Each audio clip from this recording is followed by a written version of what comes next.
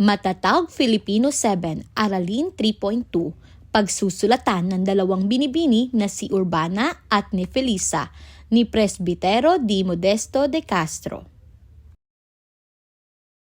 Urbana kay Felisa, Maynila. Felisa, ngayon ko tutubdin ang kahingian mo na ipinangako ko sa iyo sa huling sulat. Sa mga panahong itong itinira ko sa syudad, ay marami ang dumarating na bata na ipinagkakatiwala ng magulang sa aking maestra. At ipinagbibili na pagpilitang makatalastas ng 3 dakilang katungkulan ng bata na sinaysay ko sa iyo. Sa mga batang ito na ang iba'y kasing gulang mo at ang iba'y humigit kumulang diyan, ay napagkikilala ang magulang na pinagmulan sa kani-kanilang kabaitan o kabuhalhalan ng asal. Sa karunungang kumilala sa Diyos o sa karangalan ay nahahayag ang kasipagan ng marunong na magulang na magturo sa anak o ang kapabayaan. Sa mga batang ito, ang iba'y hindi marunong ng anumang dasal na nalalaman sa doktrina Kristiyana, na para baga ng Ama namin, sumasampalataya, punong sinasampalatayanan, na sa kanilang edad 10 ay dapat nang maalaman ng bata. Kaya hindi makasagot sa aming pagdarasal o makasagot man ang iba'y hindi magawing lumuhod o di matutong umanyo ng nauukol bagang gawin sa harapan ng Diyos. Sa pagdarasal namin ay nalulupagi, sa pagsimbay nagpapalinga-linga, sa pagkain ay nagsasalaula, sa paglalaro'y nananampalasan sa kapwa bata. Urbana kay Felisa, Maynila. Felisa, napatid ang huli kong sulat sa pagsasaysay ng tapat na kaasalan na sukat sundin sa loob ng simbahan.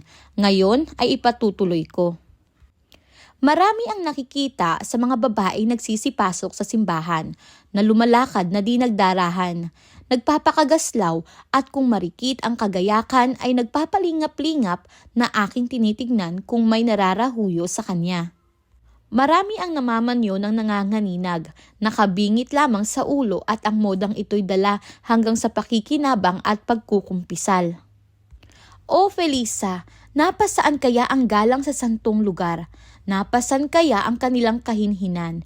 Di yata't lilimutin na ng mga babaeng Kristiyano yaong utos ng simbahan. Pakundangan sa mga angheles? Di yata't hanggang sa kumpisal ay dadalhin ng kapanghahasang di nagpipitagang itanyag ang mukha sa saserdote. May nakikita at makikipagnitian sa lalaking nanasok. Ano pa nga't 10 ng bahay ng Diyos ay ginagawang puok ng pagkakasala. Itong mga bilin huli na ukol sa lalaki ay ipahayag mo kay Onesto na bunsutang kapatid. Pagbilinan mo siya na pagpasok sa simbahan ay huwag makipag-umpukan sa kapwa bata nang huwag mabighani sa pagtatawanan. Urbana kay Felisa, Maynila.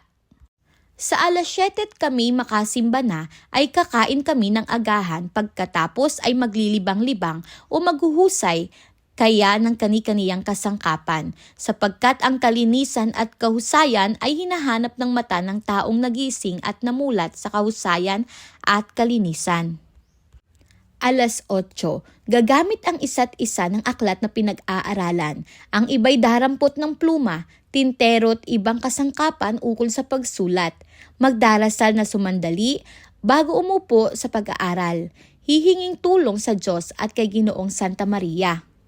At nang matutuhan ang pinag-aralan, mag-aaral hanggang 10:00, oras ng pagleleksyon sa amin ng maestra. Pagkatapos, magdarasal na ng rosaryo ni Ginoong Santa Maria. Pag nakadasal na ng rosaryo, ako'y nananahi o naglilinis kaya ng damit at pag kumain ay ginagayak ko ang serbilyeta. Linilinis ko ang tinidor, kutsara at kutsilyo na ginagamit sa lamesa. Ang lahat ng ito'y kung makita ng maestrang marumi, kami pinarurusahan. Pagtugtog ng 12:00, oras ng aming pagkain, ay pasa sa mesa kami. Lalapit ang isa't isa sa kani-kaniyang luklukan. Magbebendisyon ang maestra sa kakanin. Kaming mga batay sumasagot na nakatindig na lahat. Ang kataway matuwid at iniaanyo sa lugal. Felisa kay Urbana, Paumbong. Urbana, si Onesto at ako'y nagpapasalamat sa iyo sa matataas na hatol na inilalaman mo sa iyong mga sulat. Kung ang batang ito'y makita mo disin, ay malulugod kang di hamak at mawiwika mo na ang kanyang mahinhing asal ay kabati ng onesto niyang pangalan.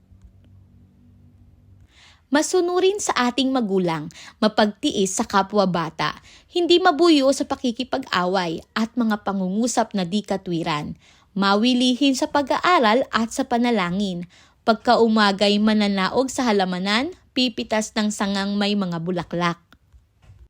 Pinagsasalit-salit ang iba't ibang kulay, pinag-aayos ang ginagawang ramilyete, inilalagay sa harap ng larawan ni Ginoong Santa Maria.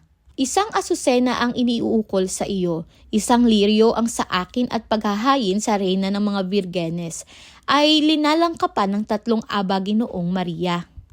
Kung makapagkumpisal na at saka makikinabang ang isip ko'y anghelito na kumakain ng tinapay ng mga angheles at nakita ko na ang pag-ibig at puring sinasambitla ng kanyang inosenteng labi ay kinalulugdan ng Diyos na sanggol na hari ng mga inosentes. Ipatuloy mo, Urbana, ang iyong pagsulat at ng pakinabangan namin. Adios, Urbana. Felisa. Si Urbana kay Felisa, Maynila. Feliza, naisulat na sa iyo ang madlang kahatulang ukol sa paglilingkod sa Diyos. Ngayoy isusunod ko ang nauukol na sarili nating katawan. Sabihin mo kay Onesto na bago masok sa eskwela ay maghihilamos muna.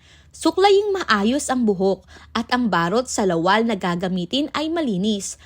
Ngunit ang kalinisay huwag iuukol sa pagpapalalo. Huwag pahabaing lubha ang buhok na parang tulisan sapagkat ito ang kinagagawian ng masasamang tao. Ang kuko ay huwag pahahabain sapagkat kung mahaba ay pinagkakahiratilang ikamot sa sugat. Sa anumang dumi ng katawan, nadurumihan ang kuko at nakaririmarim lalong-lalo na sa pagkain. Bago mag-almusal ay magbigay muna ng magandang araw sa magulang, maestro o sa iba kayang pinakamatanda sa bahay.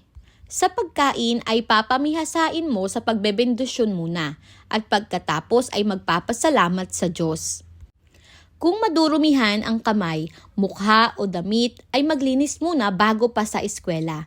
Huwag mong pababayaan na ang plana, materya, farsilya o regla, papel, aklat at lahat ng gagamitin sa paaralan ay maging dungis-dungisan.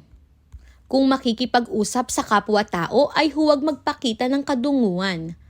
Ang pangungusap ay tutuwirin, huwag hahaluan ng lamyos o lambing.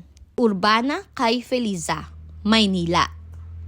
Feliza, itong mga huling sulat ko sa iyo na may nauukol sa kalagayan mo at ang iba'y aral kay Onesto ay ipinauunawa ko, na di sa sariling isip hinango, kundi may sinipi sa mga kasulatan at ang karamihan ay aral na tinanggap ko kay Doña Prudencia na aking maestra.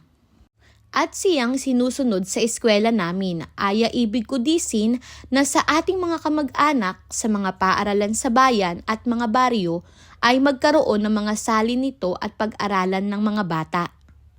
Ipatutuloy ko ang pagsasaysay ng mga kahatulan.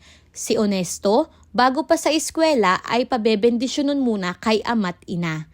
Sa lansangan ay huwag makikialam sa mga pulong at away na madaraanan. Matuwid ang lakad, huwag ngingisi-ngisi. Manglilibak sa kapwa-bata o lalapastangan sa matanda at nang huwag masabi ng tao na walang pinag-aralan sa mga magulang. Kung magdaraan sa harap ng simbahan ay magpugay at kung nalalapit sa pintuan ay yuyukid. Pagdating sa bahay ng maestra ay magpupugay, magbibigay ng magandang araw o magandang hapon, magdasal na saglit. Urbana kay Feliza, Maynila. Feliza, sa malabis na kadunguan ng mga bata kung kinakausap ng matanda o mahal kayang tao, ang marami ay kikimi-kimi at kikiling-kiling. Hindi mabuksan ang bibig. Turuan mo, Felisa, si Onesto na huwag susundin ang gantong asal. Ilagay ang loob sa kumakausap, sagutin ng mahusay at madali ang tanong at nang huwag kayamutan. Kung mangungusap ay tuwirin ang katawan, ayusin ang lagay. Ang pagsasalita naman ay susukatin Huwag magpapalagpas ng sabi, humimpil kung kapanahunan at nang huwag pagsawaan. Kung nakikipag-usap sa matandama't sa bata ay huwag magsabi ng hindi katotohanan sapagkat ang kabulaanan ay kapit sa taong taksil o mapaglilo. Ang pagsasalita ay sasayahan, ilagay sa ugali, ituntong sa guhit, huwag hahaluan ng kahambugan at baka mapara doon sa isang nagsalitang hambog na sinagot ang kausap. Huwag magpalampas ng sabi at baka maparis doon sa isang palalo na sinagot ng kaharap. Hintay ka muna, kukuha ako ng gunting at gugupitin ko ang labis. Sa pakikipagharap ay mabuti ang nagmamasid sa kinakausap at kung makakita ng mabuting asal sa iba.